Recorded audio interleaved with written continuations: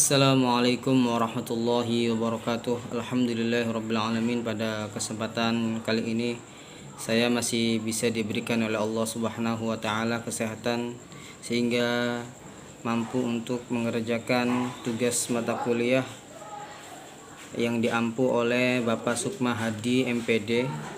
Sebelumnya saya meminta maaf dan sangat berterima kasih atas segala perhatian yang telah diberikan oleh Bapak Sukma. Semoga kebaikan atas semuanya diberikan atau dibalas oleh Allah Subhanahu wa taala.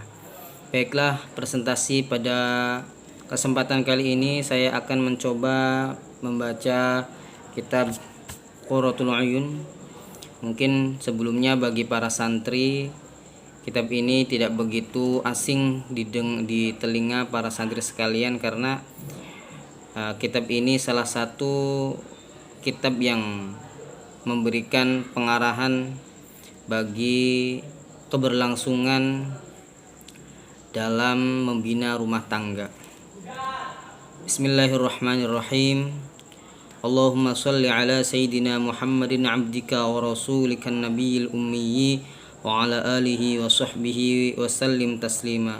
Semoga sholawat dan salam senantiasa diberikan, terlimpah curahkan kepada baginda Nabi Muhammad Sallallahu Alaihi Wasallam, yang mana beliau sebagai hamba Allah, pembawa risalah Allah, dan juga semoga senantiasa terlimpah curahkan juga kepada para keluarga, sahabat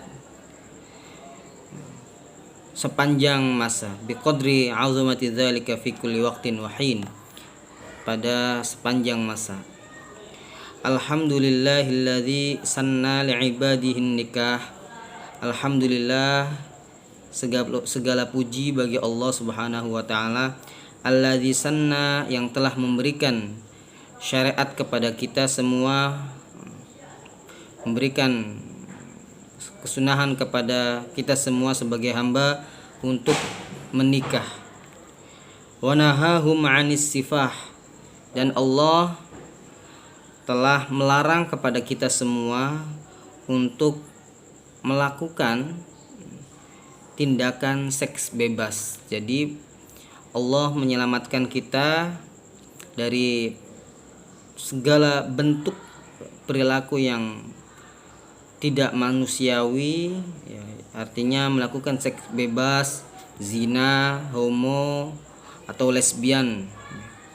Allah memberikan jalan melalui nikah sebagai apa manfaatnya, yaitu sebagai keberlangsungan, terhindarnya perbuatan kita dari zina, dan juga sebagai tidak tercampurnya atau tidak teridentifikasinya masalah nasab dalam kekeluargaan. Artinya ketika orang itu melakukan zina, maka anak hasil dari zina itu nasabnya berbeda, dan ini sungguh menyakitkan bagi anaknya, bagi anak yang terlahir. Dalam Al-Quran pun disebutkan bahwa wala taqrabuz zina innahu kana fahishatan wa sa'a sabila. Jangan kau dekati zina, karena zina itu merupakan adalah jalan yang paling buruk. Semoga Allah senantiasa menghindarkan kita dan keluarga kita dari perbuatan terhina ini. Amin ya rabbal alamin. Kemudian wassalatu wassalam ala sayyidina Muhammad. Sholawat dan salam semoga senantiasa terlimpah curahkan kepada baginda Nabi Muhammad, Sayyidil Arab wal Ajam, yang menjadi pemimpin atau panutan bangsa Arab dan bangsa non-Arab. Al-Qail, dalam hadis disebutkan, tanakahu tanasalu fa inni mukathirun bikun al-umam. Bernikahlah kalian semua, terus punyailah keturunan di antara kalian semua. Karena apa? Karena Nabi Muhammad itu berlomba-lomba dengan nabi sebelumnya untuk memperbanyak keturunan. Wa ala alihi at-thayyibin, dan semoga terlimpah curakan pula kepada keluarga yang bersih nasabnya, ashabihi, para sahabat, ajma'in, seluruh sahabat, wa azwajih, dan istri-istri Nabi Muhammad, wa ummahatil mukminin, yang mana menjadi ibu dari orang-orang mukmin. Kemudian sholawat serta salam tadi semoga senantiasa terlimpah curahkan kepada para tabi'in sehingga sampai kepada hari kiamat. Wa ba'du falamma kana an-nikah min a'zami asbabil i'tisam. Nikah itu sebagian dari hal yang luar biasa terjadinya sebab persatuan. Wa akbari da'in ila ta'affuf, dan salah satu ajakan yang paling besar untuk menjaga diri, karena dengan nikah kita bisa menjaga diri, bisa menjaga pandangan, bisa menjaga farji kita, melakukan hal-hal yang dilarang oleh syariat agama Islam. Wa tahassunu minal auzari wal atham, dan terhindar dari segala macam dosa-dosa. Ja'alallahu ta'ala mannan ala ibadihil mu'minin. Allah telah menganugerahi kepada kita semua rahmat, wa hasanan minasyaitonir rajim, dan terjaga dari syaitan. Sebab dari nikah itu kita terjaga dari perbuatan-perbuatan keji, perbuatan-perbuatan syaitan. Karena yang membedakan antara manusia dengan hewan itu sangat banyak sekali. Di antaranya adalah kalau hewan itu ketika berhubungan intim tidak melalui perkawinan, sedangkan manusia untuk membedakan dengan hewan biasa, hewan-hewan lain, maka harus dengan jalan nikah. Maka bernikahlah, jangan sampai menjomblo. Karena dari sebab nikah kita bisa menyempurnakan ibadah kita. Wa kana min ajalli ma ullifa fi adabihi wa sunanihi wa mahabbatihi, dan Allah telah memberikan kita tata cara, adab menikah, sunnah-sunnah nikah, dan hal-hal baik dari pernikahan itu.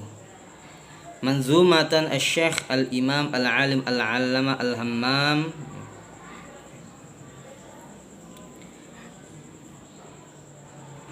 atau ada sebagian syair yang luar biasa yang menjelaskan tentang adabnya nikah, sunnah-sunnah nikah, dan hal-hal baik dari pernikahan, yang disusun nazoman yang disusun oleh Syekh al-Imam al-Alim al-Alamah al-Hammam yang mempunyai cita-cita tinggi, yaitu Abi Muhammad Sayyidi Qasim bin Ahmad bin Musa bin Yamun at-Talidi al-Akhmasi, yaitu Syekh Muhammad Sidi Qasim bin Ahmad bin Musa bin Yamun at-Talidi al-Akhmas. Jadi ada sebuah nazoman yang paling disenangi, yang paling populer, membahas tentang adabnya nikah, sunnah-sunnah nikah, dan hal-hal baik mengenai pernikahan, yaitu nazoman dari Abi Muhammad Sidi Qasim bin Ahmad bin Musa bin Yamun at-Talidi al-Akhmasi.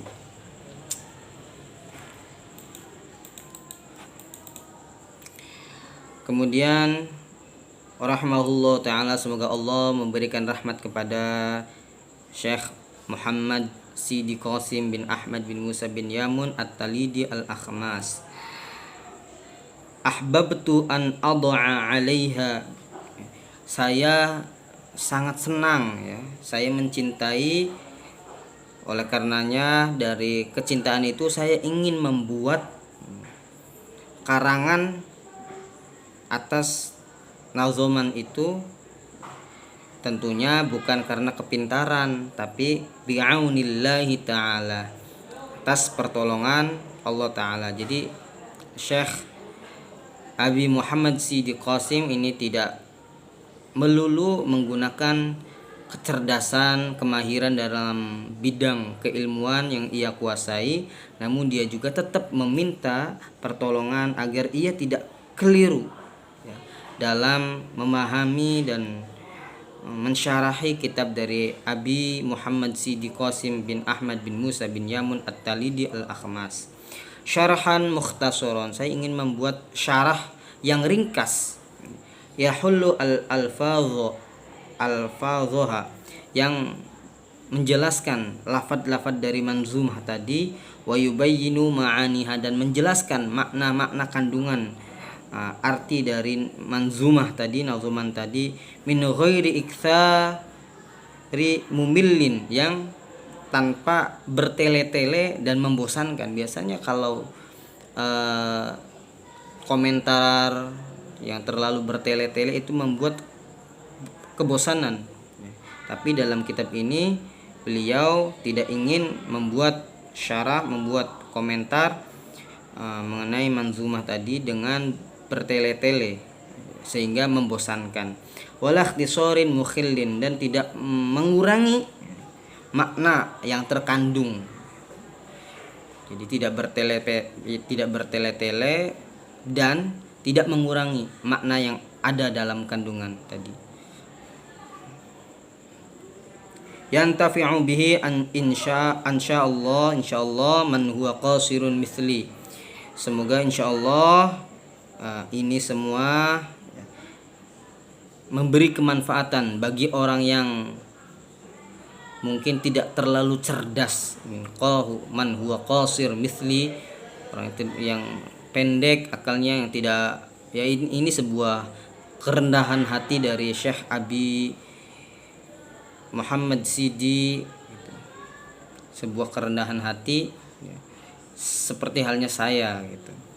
Au huwa ala syakilati wa syakli, atau bagi orang yang ya tadilah ya hampir sama dengan yang tidak begitu cerdas, ini bentuk dari kerendahan hati. Kemudian ingin memberi nama kitab itu apa?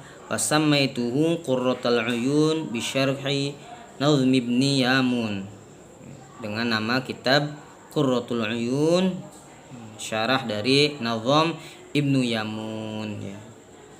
Beliau memberi nama kitabnya dengan nama Qurratul Uyun, artinya bahasa sesuatu yang membahagiakan hati. Qurratul Uyun, mata, tapi maksudnya adalah sesuatu yang membahagiakan hati.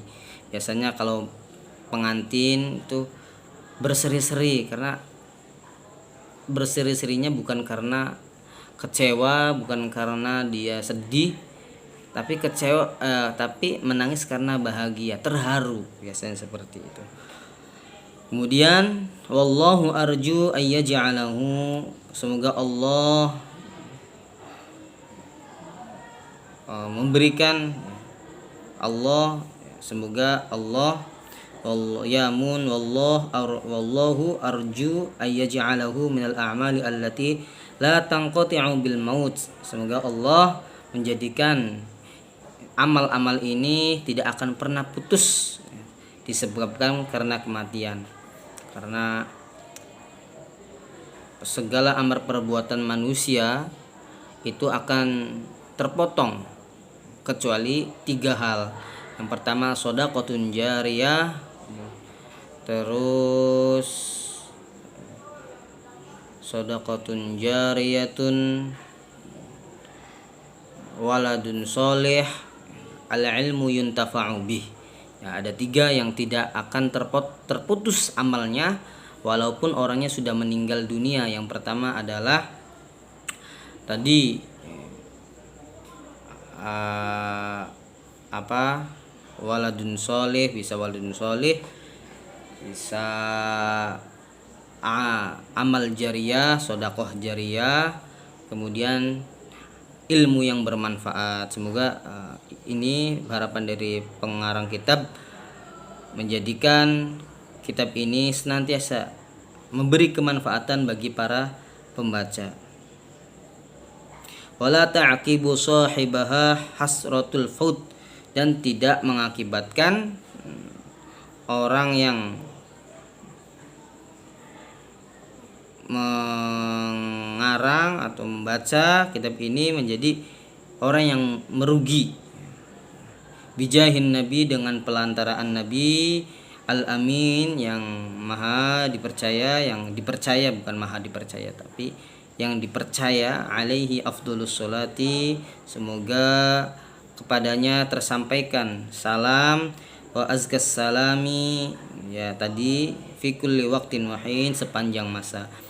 Mungkin ini saja yang dapat saya sampaikan, muqaddimah dari kitab Qurratul Uyun yang intinya membahas mengenai bagaimana untuk memahami atau melaksanakan bahtera rumah tangga yang sakinah, mawaddah, warahmah. Semoga ini menjadi amal baik bagi kita. Apabila saya dalam presentasi kali ini banyak sekali kekurangan dan bahasa yang tidak bisa difahami, itu merupakan kekurangan dari diri saya sendiri.